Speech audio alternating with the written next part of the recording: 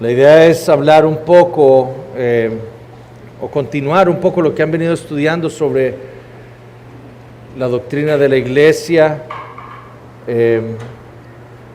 y sobre todo sobre el tema de la membresía de la iglesia local. ¿Qué tan importante es la iglesia local?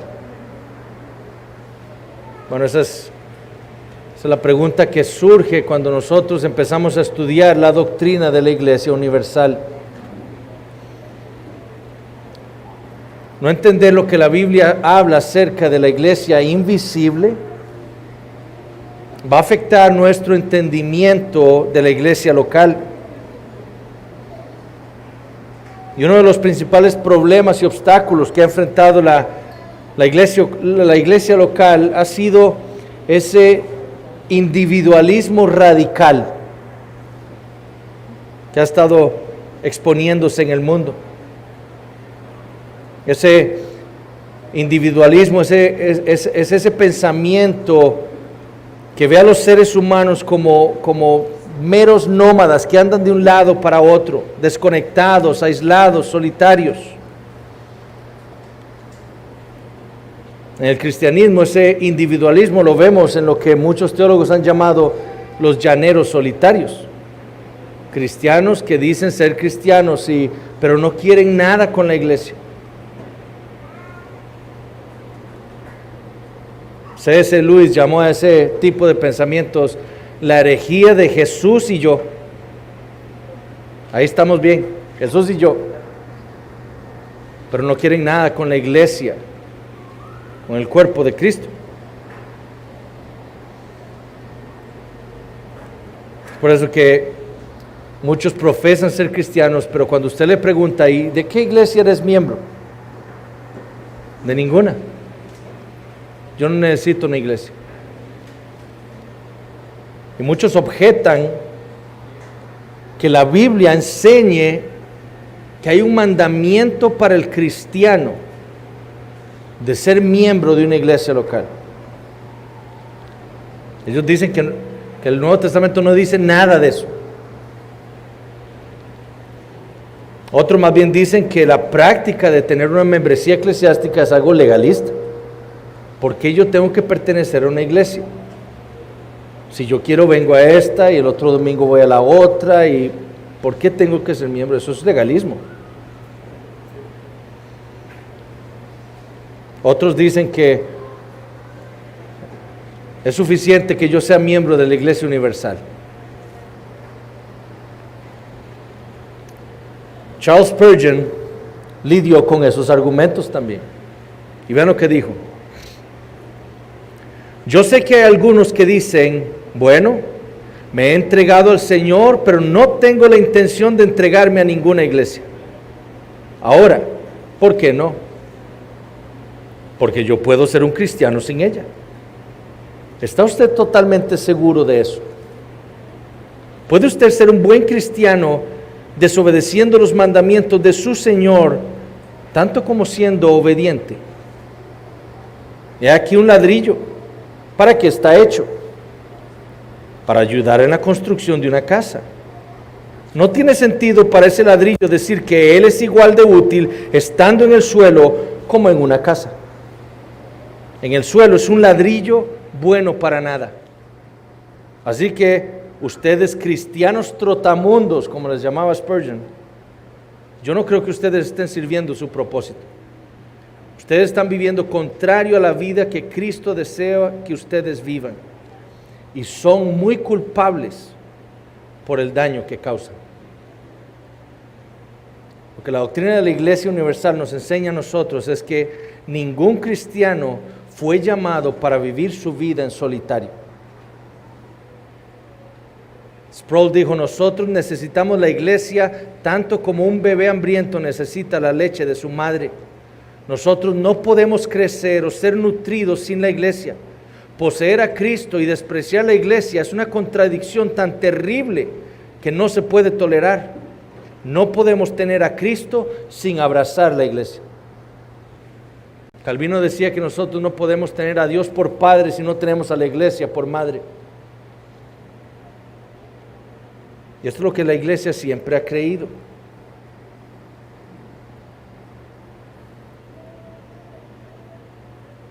Los bautistas particulares entonces creían esto mismo acerca de la membresía de la iglesia.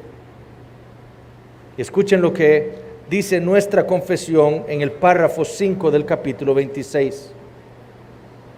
En el ejercicio de este poder que le ha sido confiado, el Señor Jesús, a través del ministerio de su palabra y por su Espíritu, llama a sí mismo del mundo a aquellos que le han sido dados por su Padre, para que anden delante de Él en todos los caminos de la obediencia que Él les prescribe en su palabra. A los así llamados les ordena, ¿quién? Cristo. Andar juntos en congregaciones concretas o iglesias para su edificación mutua y la debida observancia del culto público que Él requiere de ellos en el mundo. Entonces, ¿cuál es el origen de la membresía eclesiástica? Bueno, lo primero que confesaron los bautistas, lo que dice nuestra confesión, es que fue Cristo. Es Él el que da origen a la membresía eclesiástica. Y lo hace a través, dice nuestra confesión, del ministerio de su palabra y por su Espíritu. Es Él el que llama del mundo a los suyos, a los que el Padre le ha dado. En el párrafo 1, nuestra confesión dice, el capítulo 26, la Iglesia católica o universal, que con respecto a la obra interna del Espíritu y la verdad de la gracia puede llamarse invisible, se compone del número completo de los electos que han sido, son o serán reunidos en uno bajo Cristo. Entonces, el origen de la membresía de una iglesia local es la obra de gracia de nuestro Dios. Es la elección soberana de Dios el Padre, la redención particular de Dios el Hijo y el llamamiento eficaz del Espíritu Santo lo que origina la membresía en una iglesia.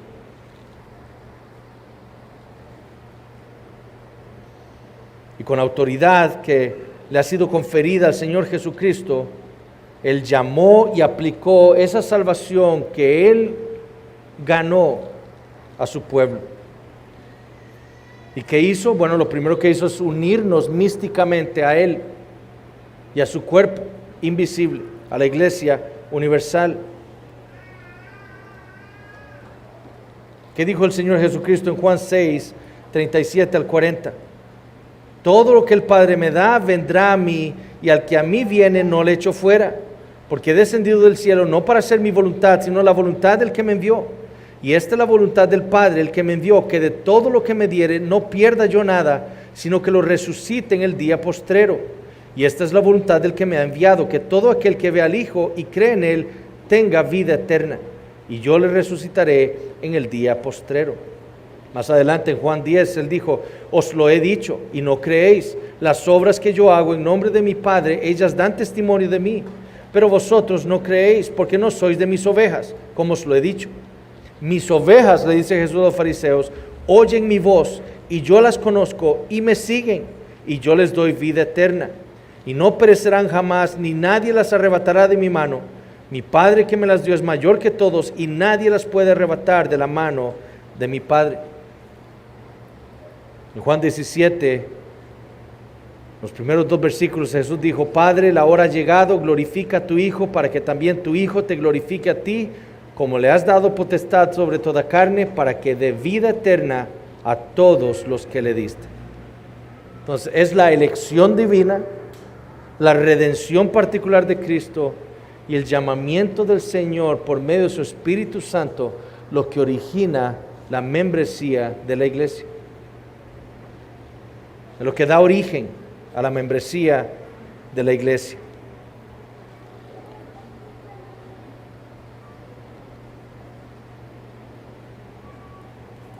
Pablo le dijo a los romanos, así que la fe es por el oír y el oír por la palabra de Dios.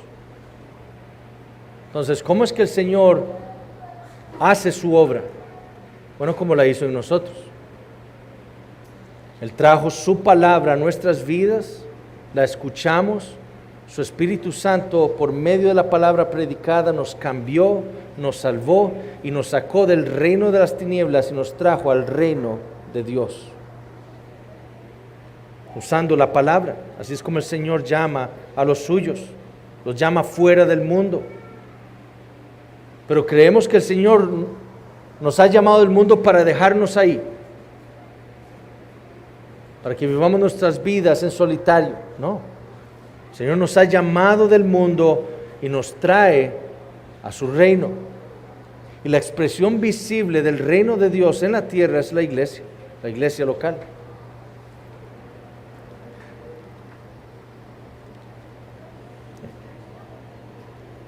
En el libro de los Hechos nosotros leemos lo siguiente: y el Señor añadía cada día a la iglesia los que habían de ser salvos. ¿Quién es el que añade miembros a esta iglesia local? El Señor. ¿Cómo? Bueno, por medio de la predicación de su palabra, el Espíritu Santo hace su obra y los salva. Pero es el Señor el que añade, el que agrega la lista que ustedes tienen de miembros. El otro que se añade lo añadió el Señor Jesucristo.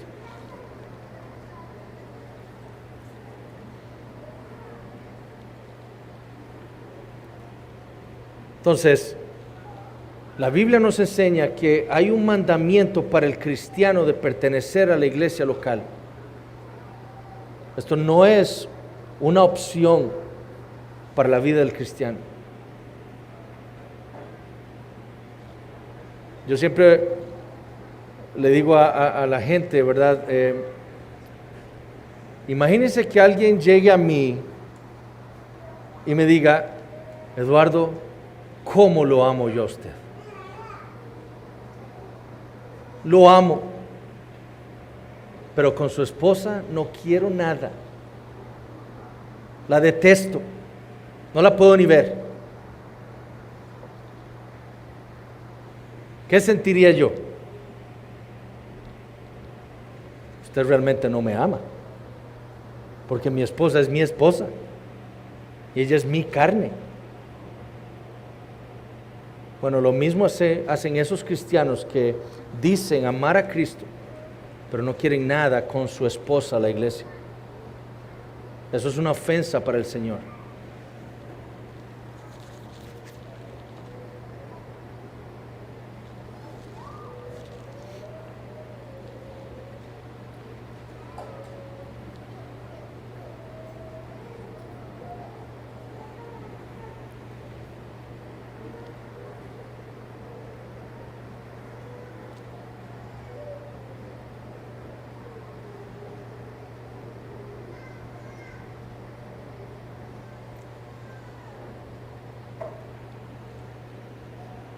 William Ames, que fuera quizás uno de los teólogos en los que se basaron más los bautistas particulares para editar su confesión, él dijo esto, hablando de los cristianos, dijo: ellos, por lo tanto, que tienen la oportunidad de unirse a la iglesia y la desprecian, pecan gravemente, no solo contra Dios con respecto al mandamiento, sino que también contra su propia alma con respecto a la bendición adjuntada. Y si obstinadamente persisten en su descuido, a pesar de lo que ellos profesan, poco puede ser contados como creyentes buscando el reino de Dios. J. Adams dijo: personas que no son miembros de una iglesia deben ser tratados como incrédulos. Vean la seriedad. Personas que no son miembros de una iglesia local, que rehúsan ser miembros de una iglesia local, deben ser tratados como incrédulos, porque ellos mismos se están tratando a sí mismos como incrédulos.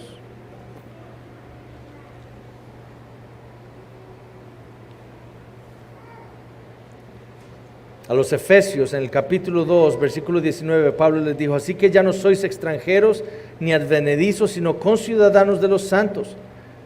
Y vean el término que usa Pablo: y miembros de la familia de Dios. Ven que el término membresía eclesiástica es bíblico. Pablo usa el término. Ustedes ya no son extranjeros. Ahora, siendo creyentes, son miembros de la familia de Dios.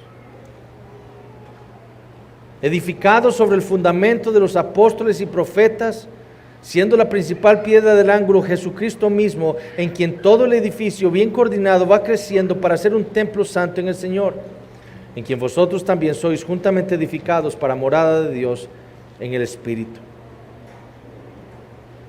La iglesia, Pablo la ilustra también como un edificio que está siendo construido. Y cada miembro es una piedra viva, como dijo Pedro, en ese edificio que el Espíritu Santo está construyendo.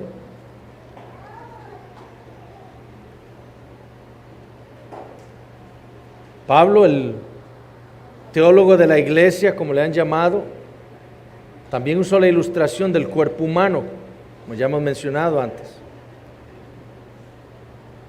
Él ve a la iglesia local como un cuerpo humano. Hay ojos, hay orejas, hay boca, hay miembros.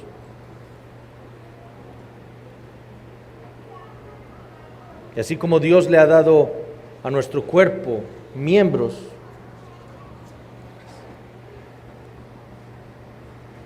así también le ha dado miembros a cada iglesia local que Él ha levantado. Para eso le da dones. Cada miembro de mi cuerpo está comprometido con el cuerpo. ¿Cierto? Ahorita me está picando la ceja. Imagínense que no tuviera dedos o brazos. Este dedo no funciona para él, funciona para el cuerpo. Ya se me quitó. ¿Para qué? Para que el cuerpo esté bien. Los ojos funcionan para el bien de ellos, no para el bien del cuerpo, para que no me ande tropezando por ahí cuando camino. Así funcionamos cada uno de nosotros como miembros de la iglesia local. Dios nos ha sacado del mundo por medio del Evangelio, nos ha sacado del reino de las tinieblas, nos ha traído a su reino, cuya expresión visible es la iglesia local. Somos miembros de un cuerpo local de creyentes. Cristo nos ha dotado con dones por medio de su Espíritu Santo para que funcionemos en esa iglesia para el bien del cuerpo local, para la gloria de la cabeza que es Cristo. Ese es el entendimiento de la membresía de la iglesia local. Y es un mandamiento del Señor.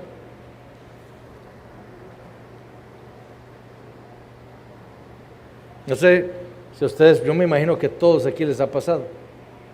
Se van caminando en la noche por el cuarto y ¡fua!, pegan el dedo chiquitico en la pata de la cama. Y no solo el dedo duele, el dolor que siente uno es en todo el cuerpo. Es un dolor espantoso. Bueno, eso es lo que Pablo dice también. Tan conectados estamos nosotros con los otros miembros de la iglesia, que cuando uno sufre, todo el cuerpo sufre. Y ahí lo podemos aplicar también al pecado. Cuando un miembro anda mal, no duden que toda la iglesia va a sentir la aflicción también. Toda. La ilustración que usaba ayer, ¿verdad? Del dedo gordo del pie. Si ese dedo anda mal, no voy a poder caminar bien. Y si viene un perro corriendo para morderme, me va a morder porque el dedo está malo. Un miembro. Igual sucede en la iglesia local. Por eso es que Pablo usa esa ilustración tan fácil de entender para nosotros. El pecado en la iglesia de uno de sus miembros afectará a los demás, afectará a todo el cuerpo. ¿Por qué? Porque hay una conexión entre cada miembro en la iglesia.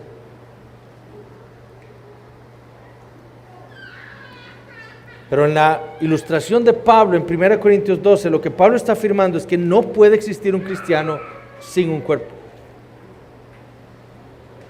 Así como este dedo no puede separarse de mi cuerpo, un creyente no puede existir sin una iglesia local.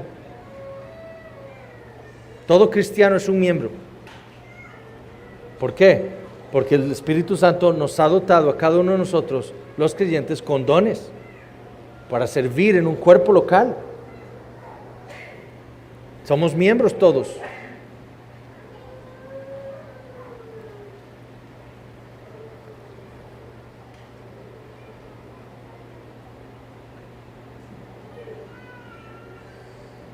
Ahora, ¿cuál es el propósito de la membresía de la iglesia? ¿Por qué razón el Señor requiere de nosotros como cristianos que pertenezcamos a una iglesia local? De nuevo, en el párrafo que les leí, el párrafo 5 del capítulo 26, esto es lo que nosotros confesamos. Cristo nos ordena andar juntos en congregaciones locales para su edificación mutua y la debida observancia del culto público que Él requiere de ellos en el mundo. Nosotros no somos miembros de esta iglesia para alimentar a los pobres, para construir casas para los desahuciados. Eso es evangelio social. Cristo levanta iglesias para la edificación mutua, dice. El Señor en Mateo 28 le dice a los discípulos, ¿verdad? Que vayan, prediquen a las naciones, hagan discípulos, a los que yo salvo, bautícelos en el nombre del Padre, el Hijo y del Espíritu Santo, y después agréguenlos a las iglesias. No dice así, pero eso es la enseñanza que vemos luego en Hechos. Enseñándoles todas las cosas que yo os he dicho que deben guardar.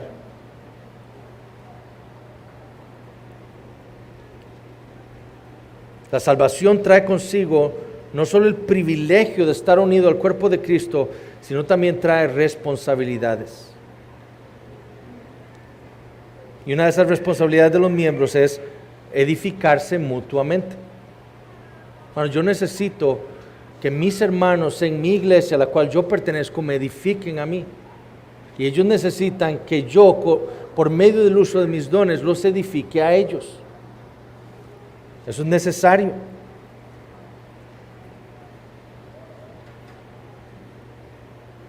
Amaos los unos a los otros con amor fraternal. ¿Cómo hacemos eso si no somos miembros de una iglesia local? El mandamiento que el Señor le da a los discípulos en Juan 13. Ámense unos a otros, porque haciendo eso el mundo conocerá que ustedes son mis discípulos. ¿En dónde es que yo puedo expresarle amor a mis hermanos? En la calle. Ando preguntando, ¿usted es cristiano para amarlo? ¿Usted es cristiana para amarla? No. Eso se da en la iglesia local, para la edificación mutua.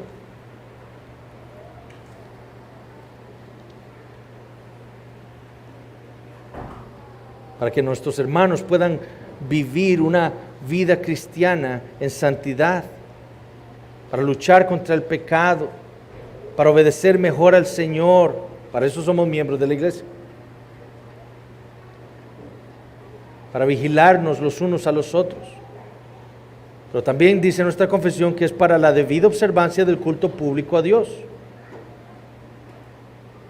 Blackburn, un bautista reformado, dice: el cristiano individual debe unirse a otros cristianos y en una manera corporativa adorar al Dios Trino. Una verdadera iglesia de Jesucristo es primero que todo un cuerpo adorador. Entonces por eso es que nos unimos, porque Dios nos exige a nosotros adorarle a Él. Y eso lo hacemos en la iglesia, congregados, reunidos los unos a los otros.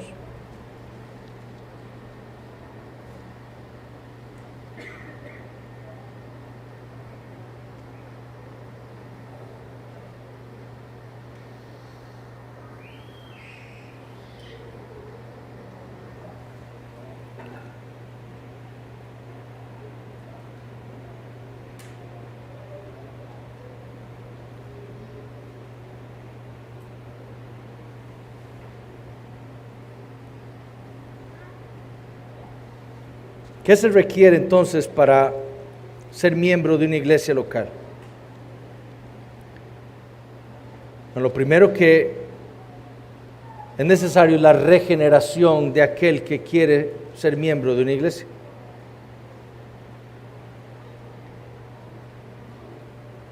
Richardson, un bautista, dice: la membresía regenerada de la iglesia se refiere a la apreciada idea, la idea bautista, que la membresía en la iglesia local pertenece únicamente a aquellos que han venido al Señor Jesucristo y que han nacido de nuevo regenerados. Ahora, no significa que debamos recibir a cualquier persona que dice ser cristiano. Acompañado de esa profesión, debe haber una evidencia de que esas personas están viviendo vidas regeneradas. Debe haber un periodo de investigación de las vidas de esas personas.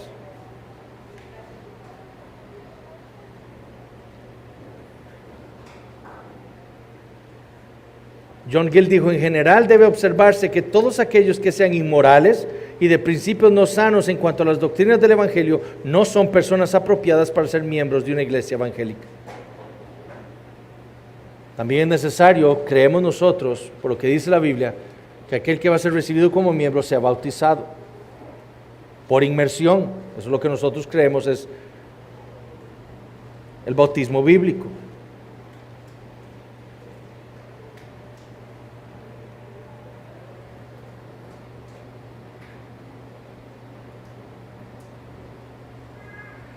John Owen dijo: componer iglesias de tales personas, o sea, de no cristianos, no es edificación de la iglesia, sino destrucción.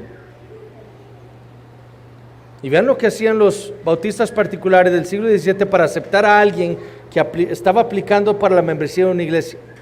Él dice, comentando el proceso adoptado por una de estas iglesias: los aplicantes que no eran miembros en alguna otra iglesia serían propuestos a la iglesia como un todo. Se le decía a la iglesia. ¿Por qué a la iglesia? ¿A quién le ha dado el Señor las llaves del reino? A la iglesia. Entonces los postulantes le eran dados los nombres a la iglesia. Ellos, la iglesia, les pedirían dar el testimonio de su experiencia cristiana, usualmente delante de toda la iglesia. Es decir, la iglesia debía escuchar el testimonio de conversión de estas personas. En algunos casos, mensajeros eran enviados a los hogares, vecindarios y o trabajos de los aplicantes, preguntando por la validez de su profesión de fe.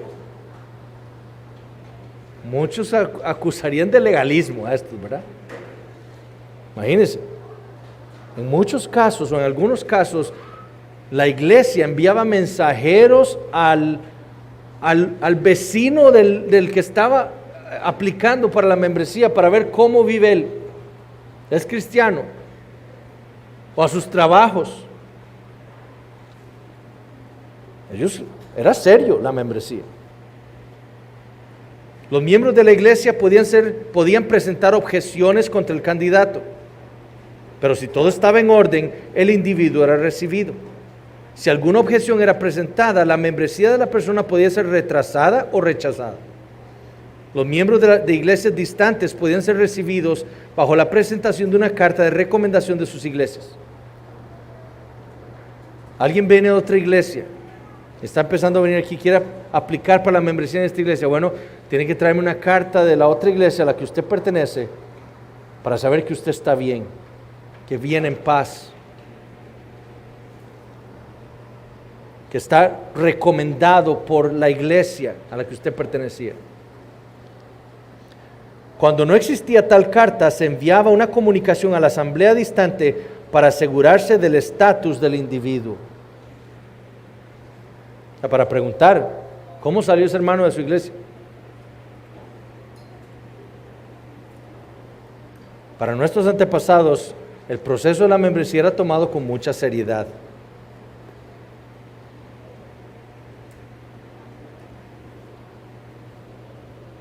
Ahora, ¿cómo recibimos a un miembro? Si nosotros entendemos, como dice nuestra confesión, que Cristo le ha otorgado las llaves del reino, el poder y la autoridad a su iglesia.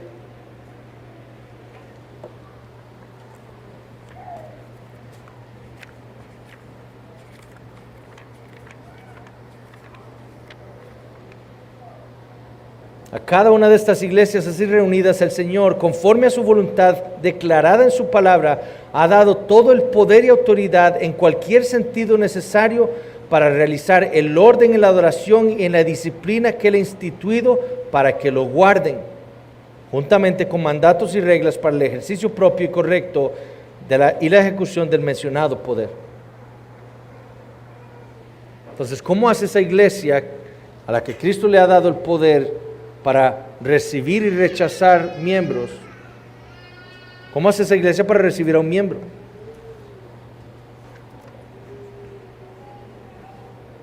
¿Qué es lo que significa que la iglesia tiene el poder y las llaves? Las llaves del reino. ¿Significa que podemos hacer lo que queramos? No. Significa que tenemos la autoridad para hacer lo que Cristo nos ha ordenado hacer. Como iglesia. Eso no significa que yo como miembro de mi iglesia tenga todo el poder. ¿Quién tiene el poder? La iglesia. No el individuo, no el miembro, es la iglesia.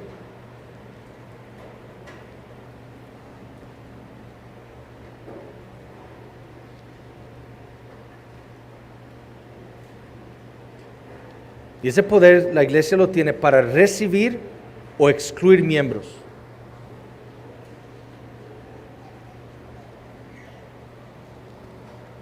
Abramos nuestras Biblias en Mateo 18.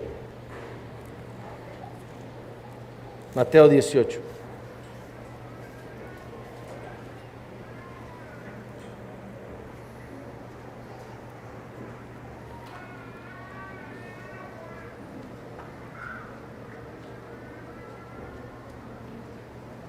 Versículo 15, por tanto, si tu hermano peca contra ti, ve y repréndele estando tú y él solos. Si te oyere, has ganado a tu hermano, mas si no te oyere, toma aún contigo a uno o dos, para que en boca de 2 o 3 testigos conste toda palabra. Y si no los oyere a ellos, dilo a la iglesia, y si no oyere a la iglesia, tenle por gentil y publicano. De cierto os digo, ¿a quién? A la iglesia, que todo lo que atéis en la tierra será atado en el cielo, y todo lo que desatéis en la tierra será desatado en el cielo. Es decir, cuando ustedes declaran a una persona gentil y publicano después de una disciplina pública, eso es lo que yo estoy diciendo también por medio de ustedes. Pero es la iglesia la que tiene la potestad de excluir a alguien como gentil y publicano. En 1 Corintios 5,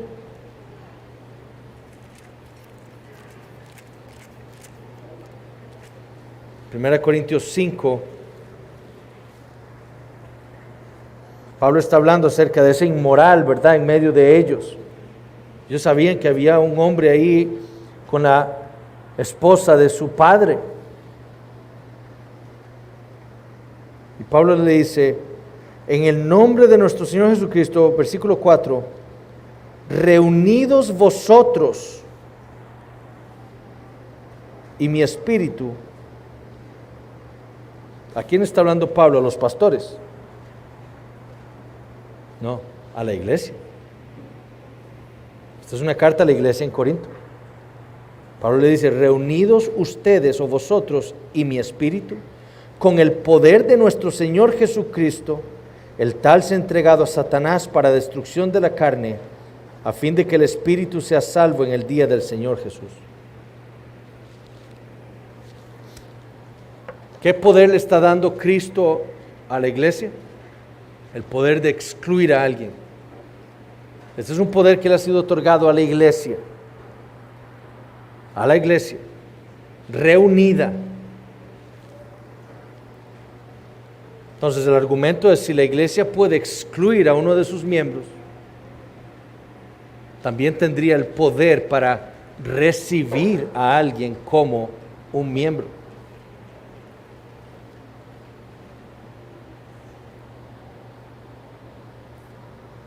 En Mateo 7, el Señor le dice a sus discípulos: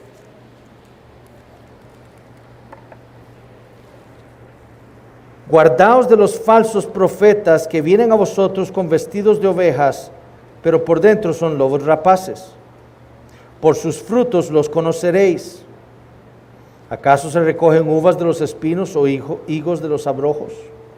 Así todo buen árbol da buenos frutos, pero el árbol malo da frutos malos. Entonces Jesús le está diciendo a sus discípulos que ellos deben guardarse, cuidarse de los falsos profetas. ¿Cómo? Bueno, identificándolos. Vean el fruto de ellos y guárdense de ellos. Entonces eso es lo que aprenden los discípulos del Señor Jesucristo. Ahora vea lo que pasa en Hechos capítulo 9.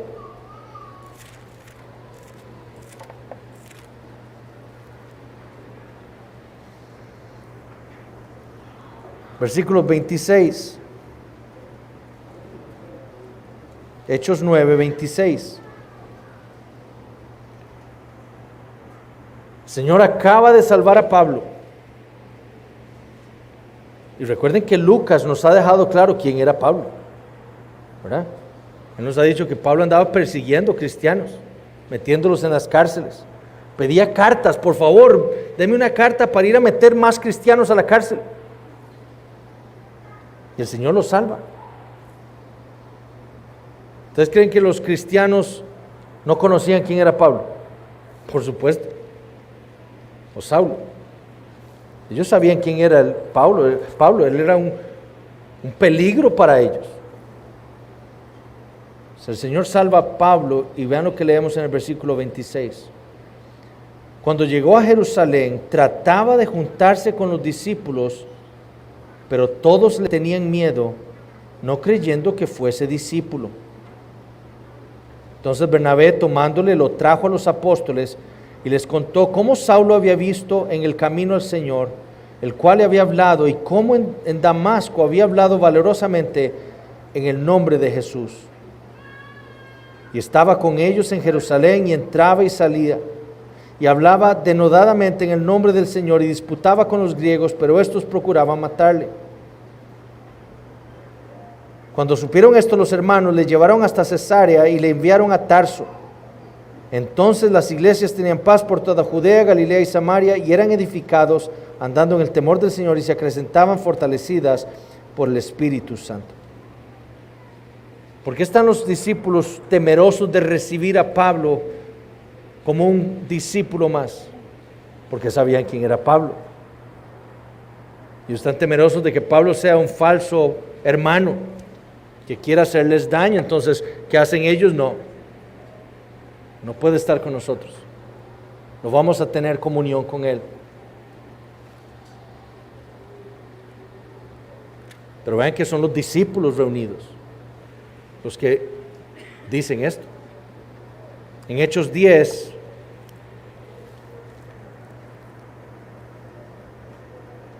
tenemos la historia de Pedro y Cornelio, donde el Señor hace una obra de gracia en la familia de este hombre. Y leemos a partir del versículo 24: mientras aún hablaba Pedro estas palabras, el Espíritu Santo cayó sobre todos los que oían el discurso.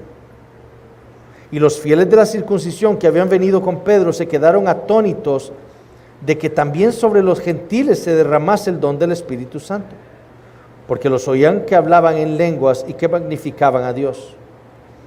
Entonces respondió Pedro: ¿puede acaso alguno impedir el agua para que no sean bautizados estos que han recibido el Espíritu Santo también como nosotros? Y mandó bautizarles en el nombre del Señor Jesús. Entonces les rogaron que se quedase por algunos días. ¿Con quién está hablando Pedro? Con un grupo de hermanos, una congregación de creyentes que están viendo la obra del Señor en esta familia. Y era evidente que Dios los había salvado, porque ahora estaban no solo hablando en lenguas, o sea, tenían el don del Espíritu Santo, sino que también magnificaban a Dios. Entonces Pedro les pregunta a estos creyentes: ¿puede acaso alguno impedir el agua para que no sean bautizados estos que han recibido el Espíritu Santo también como nosotros? ¿Puede alguien decir, estar en contra de que bauticemos a estos hermanos que están claramente siendo salvados por el Señor? ¿Algún miembro de la iglesia? ¿Alguno de ustedes? No, ninguno. ¿Y qué hizo? Los bautizó. ¿Por qué los bautizó? Porque en la iglesia no había ninguna objeción. Pero Pedro tuvo que preguntar, ¿hay alguno que se oponga al bautismo de estas personas? No leemos que Pedro dijo, bueno, y yo digo, porque soy apóstol, que estos son creyentes y los vamos a bautizar. No. Pedro le preguntó a la iglesia que había ahí. Les dijo, ¿quién impide? ¿Quién impide? ¿Hay alguna objeción? No. Ok, los bautizamos.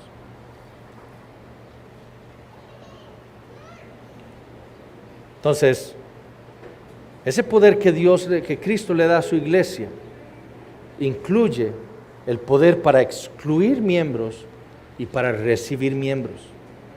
No son los pastores los que reciben o excluyen miembros, es la iglesia local. Es ella la que tiene el poder. ¿Qué hacen los pastores? Bueno, la iglesia le delega una autoridad a los pastores. La iglesia entiende que Cristo le ha dado dones a la iglesia en sus pastores para que la guíen, para que la supervisen, para que presidan en las reuniones de la iglesia. Entonces, ¿qué hace la iglesia? Bueno, esta persona está solicitando membresía. Pastores, hagan una investigación de la fe de estas personas. Denos su opinión. Los pastores hacemos un proceso de investigación pastoral de la vida de estas personas. Pero cada miembro debe involucrarse también. Los pastores después darán un informe a la iglesia. Esta persona lo consideramos un hermano en la fe. ¿Qué hace la iglesia? Que ha delegado esa autoridad a sus pastores. Ok, si ustedes piensan eso, nosotros no hemos visto nada malo en ellos, los vamos a aceptar. Pero es la iglesia la que los recibe como miembros. Puede que la iglesia vea algo en esa persona que los pastores no hayan visto. Y le pueden decir, pastor, pregúntele a esta persona sobre esto o aquello. Yo he visto esto o aquello en esa persona. Y los pastores entonces van a investigar más. O dicen, hermanos, vamos a parar el proceso porque salió esto y esto y esto que un hermano en la iglesia vio y nos dijo, vamos a parar el proceso. Pero de nuevo, es la iglesia la que tiene el poder para recibir o excluir miembros. ¿Qué hacemos nosotros en nuestra iglesia? Bueno, entendiendo que la membresía de la iglesia es un mandamiento del Señor, entendiendo que es un privilegio, entendiendo la gran responsabilidad que tenemos como iglesia. Entonces nosotros lo que hacemos es pedimos a la persona que desea ser miembro de nuestra iglesia visitarnos continuamente, por lo menos por 6 meses, mínimo 6 meses. Eso nos permite a nosotros conocer a la persona. Los hermanos les permite conocerlo también, nos permite escuchar su testimonio cada uno de nosotros. En esos 6 meses le pedimos a las personas que lleven una clase de doctrina de la iglesia. Entonces estas personas que desean ser miembros tienen que llevar esa clase en donde exponemos el capítulo 26 de nuestra confesión. Y entonces les dejamos claros lo que significa ser miembro de la iglesia. Cosas que nosotros consideramos importantes como su entendimiento del día del Señor. Esa clase dura más o menos 3 meses. Y una vez que terminen esos 6 meses, entonces la persona solicita membresía. Y entonces inicia un proceso de investigación pastoral, donde los pastores nos encargamos de escuchar el testimonio, ver que la persona entiende el evangelio, ver su vida, Cuando son jóvenes, solteros, por ejemplo, que viven con sus padres aún, hablamos con sus padres sobre el testimonio de vida de estas personas.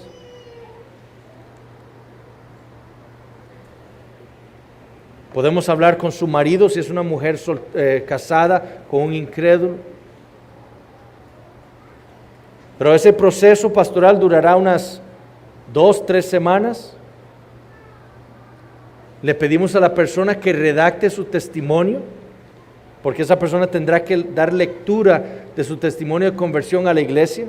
La iglesia tiene que escuchar públicamente cómo fue que el Señor la salvó. Entonces esa persona redacta el testimonio, nosotros lo leemos los pastores, si tenemos alguna pregunta, la resolvemos entre nosotros, y después a la iglesia la persona le lee su testimonio. Entonces la iglesia va a escuchar todos el testimonio de conversión de esa persona.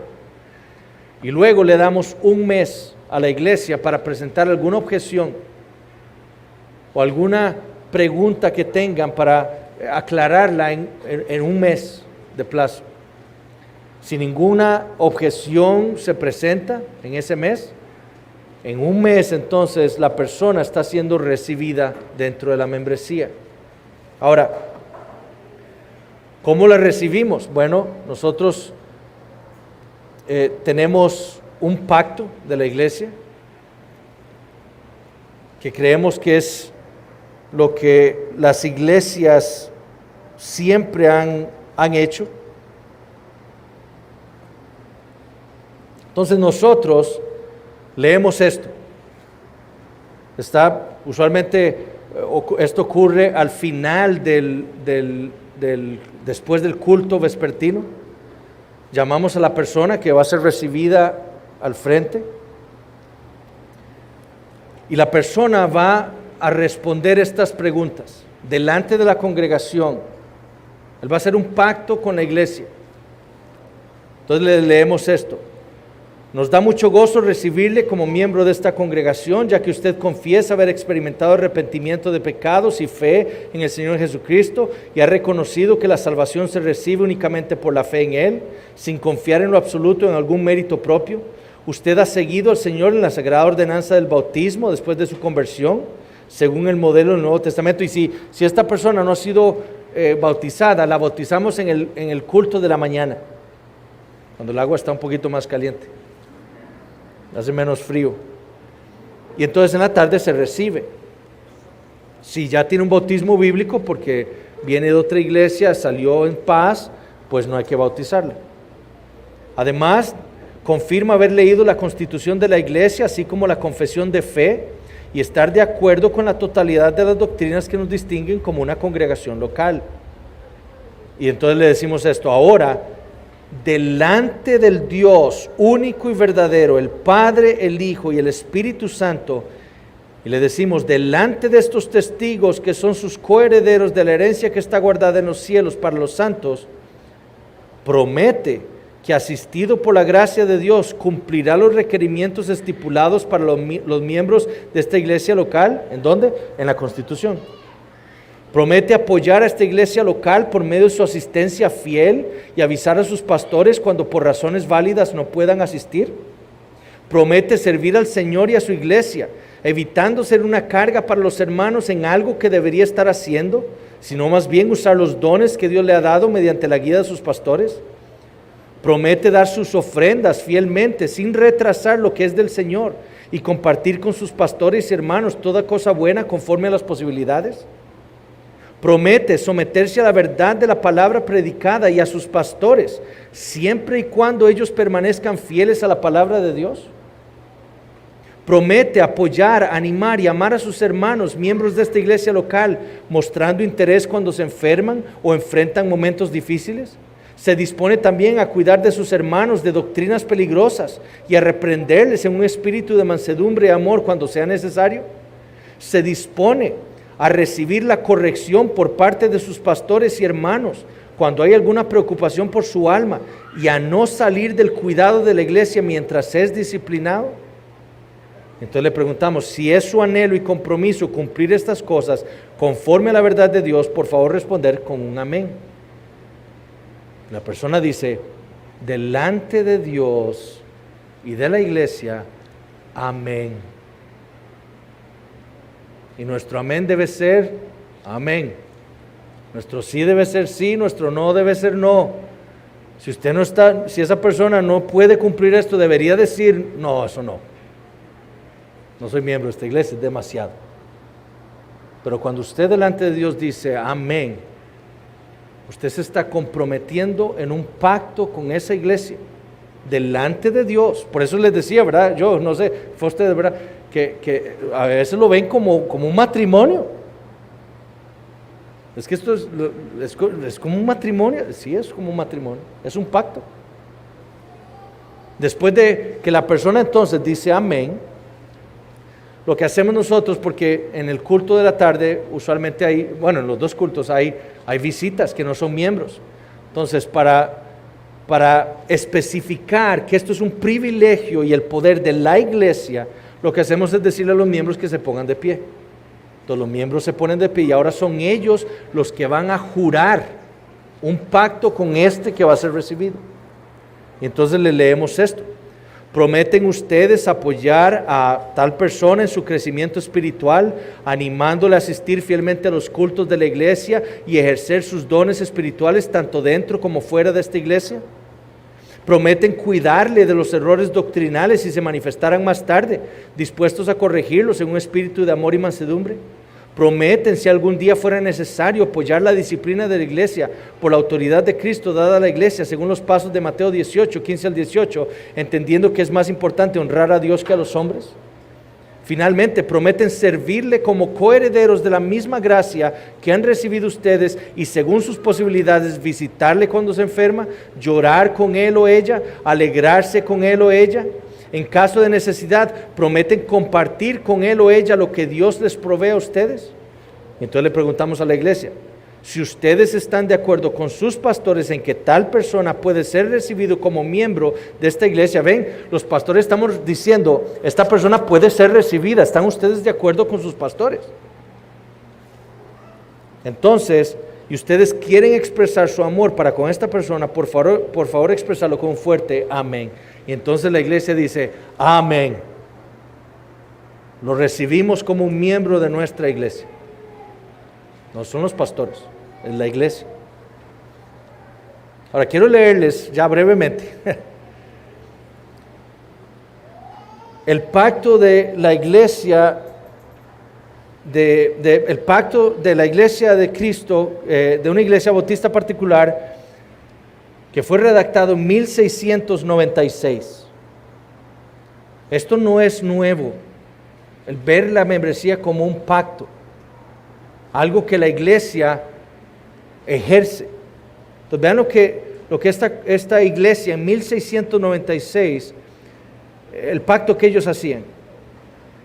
Nosotros, los que deseamos andar juntos en el temor del Señor, profesamos por medio de la asistencia de su Espíritu Santo nuestra profunda y seria humillación por todas nuestras transgresiones. Y solemnemente en la presencia de Dios y de cada uno, en el sentido de nuestra propia indignidad, nos entregamos al Señor en una iglesia de acuerdo a la Constitución Apostólica, para que Él pueda ser nuestro Dios, nosotros su pueblo, por medio del pacto eterno de su gratuita gracia, en la cual únicamente esperamos ser aceptados por Él, por medio de su bendito Hijo Jesucristo, a quien tenemos por sumo sacerdote, para justificar y santificarnos, y nuestro profeta para enseñarnos, y para sujetarnos a Él como nuestro dador de la ley y Rey de los santos, y conformarnos a todas sus santas leyes y ordenanzas para nuestro crecimiento, establecimiento y consuelo, para que podamos ser una esposa santa para Él y servirle en nuestra generación y esperar a su segunda venida como nuestro glorioso esposo, estando plenamente satisfechos en el camino de la comunión de la iglesia y en la verdad de la gracia que en alguna medida está sobre los espíritus de cada uno de nosotros. Solemnemente nos unimos juntos en una santa unión y comunión, humildemente sujetándonos a la disciplina del Evangelio y a todos los santos deberes requeridos de un pueblo en tal relación espiritual. Y vean lo que prometían. Prometemos y nos empeñamos caminar en santidad, piedad, humildad y amor fraternal, en tanto que esté en nosotros representar nuestra comunión encantadora a Dios, confortable a nosotros y preciosa al resto del pueblo del Señor. Prometemos supervisar el andar de los demás y a no sufrir el pecado sobre otro, en tanto que Dios lo descubrirá para nosotros o alguno de nosotros, y a estimularnos al amor y a las buenas obras, para prevenir, reprender y amonestarnos los unos a los otros con mansedumbre, de acuerdo con las reglas que Cristo nos dejó al respecto. Prometemos en una manera especial orar los unos por los otros, y para la gloria y edificación de la iglesia, y por la presencia de Dios en ella, y el derramamiento de su Espíritu en ella, y su protección sobre ella para su gloria. Prometemos llevar las cargas los unos a los otros, aferrarnos los unos a los otros y tener un sentimiento común los unos con los otros en toda condición, tanto externa como interna, a la que Dios en su providencia nos haya puesto a nosotros. Prometemos llevar las debilidades, fallas y enfermedades los unos a los otros, con ternura, no descubriéndolo a nadie fuera de la iglesia. Somos la iglesia y las cosas de la iglesia se quedan en la iglesia. Nadie fuera de esta iglesia debe saber lo que sucede en la vida de esta iglesia local. Y eso es lo que ellos entendían y por eso prometían eso. Ni a nadie dentro de ella, a menos que de acuerdo con la regla de Cristo y el orden del Evangelio sea necesario en tal caso. Entonces ellos decían, yo no voy a revelar el pecado o la vida de un hermano con otro hermano, sino a menos que la disciplina lo requiera, que no se quiere arrepentir. Prometemos luchar juntos por las verdades del Evangelio y la pureza de los caminos y ordenanzas de Dios, evitar causas y aquellos que causan divisiones, solícitos en guardar la unidad del Espíritu en el vínculo de la paz. Prometemos separarnos de los que causan divisiones. Prometemos reunirnos juntos los días del Señor y en otros tiempos, en tanto que el Señor nos dé oportunidad para servir y glorificar a Dios en el camino de su adoración, para edificarnos mutuamente y planear el bien de la iglesia. 8. Prometemos de acuerdo con nuestra habilidad, o en tanto que Dios nos bendiga con cosas buenas de este mundo, compartirlas con nuestro pastor o ministro, habiendo Dios ordenado que aquellos que predican el Evangelio deben vivir del Evangelio. ¿La verdad? El compromiso. Prometemos mantener a nuestro pastor. Y ahora nada puede poner una mayor obligación sobre la conciencia que este pacto. ¿Cuál es entonces el pecado de aquellos que lo violan? Pecado de los que violan el pacto de la iglesia. Qué grave, dicen ellos, es eso. A estos y a los demás deberes del Evangelio humildemente nos sujetamos, prometiendo y proponiéndonos realizarlos, no en nuestras fuerzas, estando conscientes de nuestra propia debilidad, sino en el poder y fortaleza del bendito Dios, de quien somos y a quien deseamos servir, a quien sea la gloria, ahora y por los siglos. Amén. Esta iglesia bautista entendía que las llaves, el poder lo tenía la iglesia para recibir y excluir miembros. Entendían las implicaciones de ser un miembro de una iglesia local. Entendían la seriedad que eso implicaba delante de Dios. Y así vivieron. Y ahora en la mañana, ¿verdad? Se dijo que es que nosotros no hacemos un pacto, no tenemos conciencia. En las Escrituras, así es como las Escrituras dan a entender el proceso de membresía, es un pacto. Los miembros del cuerpo están comprometidos con el cuerpo. Bueno, cuando usted es miembro de una iglesia, está comprometido con ese cuerpo local. Y así como Pablo dice, un miembro no se puede separar del cuerpo, un miembro de una iglesia no se puede separar de la iglesia. Un ojo no le puede decir al cuerpo, no te necesito, dice Pablo. ¿Por qué? Porque hay un compromiso santo delante de Dios. Entonces, cuando algún miembro de la iglesia viola ese pacto, la iglesia lo debe disciplinar. Y si el proceso llega a tal, la iglesia tiene el poder de excluirlo. Así como tuvo el poder para recibirlo como miembro, La iglesia entonces tiene el poder para excluirlo también. Pero ese poder se lo dio Cristo a la iglesia. Entonces, eso se lo leía nada más como ejemplo de cosas que ustedes tienen que estar conscientes de lo que significa su propia membresía en esta iglesia local. Del pacto que ustedes han hecho implícitamente al ser miembros de esta iglesia local. Y del poder que Cristo les ha dado a ustedes como iglesia. De nuevo, las llaves del reino no le son dadas al miembro de la iglesia, le son dadas a la iglesia reunida. ¿Verdad? A la iglesia. Es ella la que en unánime voz dice, te recibimos, y en unánime voz también puede decir, te excluimos de nuestra membresía. Pero es ella, no los pastores solos.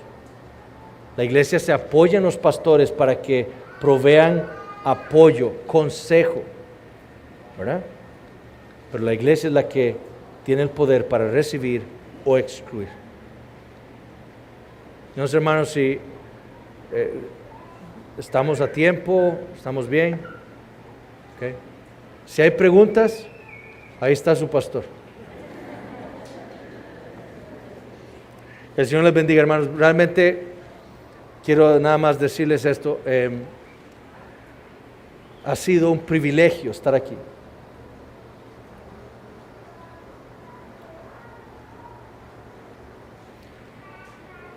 A mí me conmueve mucho siempre el regalo que nos da el Señor cuando nos permite conocer a sus hijos en otros lugares. Y me conmueve porque yo realmente siento amor por ustedes. Y sé que ese amor es lo que Cristo ha puesto en mi corazón. Entonces, sepan que nuestra iglesia ha estado orando por ustedes. Seguiremos orando por ustedes. Estamos dispuestos a ayudarles en lo que sea.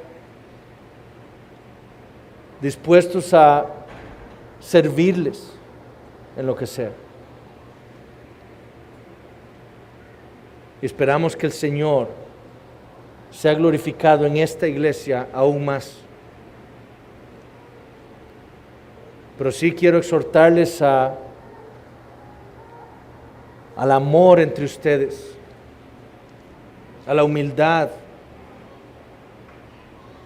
a no pensar más de sí mismos que lo que deberían, a pensar siempre mejor del hermano. Si hacemos eso, hermanos, no habrán divisiones, no habrán problemas entre nosotros. Ámense y busquen serle fieles al Señor Jesucristo. Toda pregunta que tengan, ¿qué dice la palabra del Señor? ¿Qué debemos hacer? Si hacemos eso, tendremos la bendición del Señor. Si queremos buscar andar, hacer las cosas según nuestra propia sabiduría, vamos a llevarnos golpes fuertes. ¿Qué dice el Señor? ¿Qué es lo que debemos hacer en todo? ¿Cómo recibir un miembro? ¿Qué dice la palabra? ¿Cómo excluir un miembro? ¿Qué dice la palabra? ¿Cómo disciplinar a un hermano? ¿Qué dice la palabra? ¿Cómo ordenar a un hermano al ministerio? ¿Qué dice la palabra? ¿Cómo ordenar a un diácono? ¿Qué dice la palabra? Eso va a traer la bendición de Dios a esta iglesia. Hermanos, realmente les amo.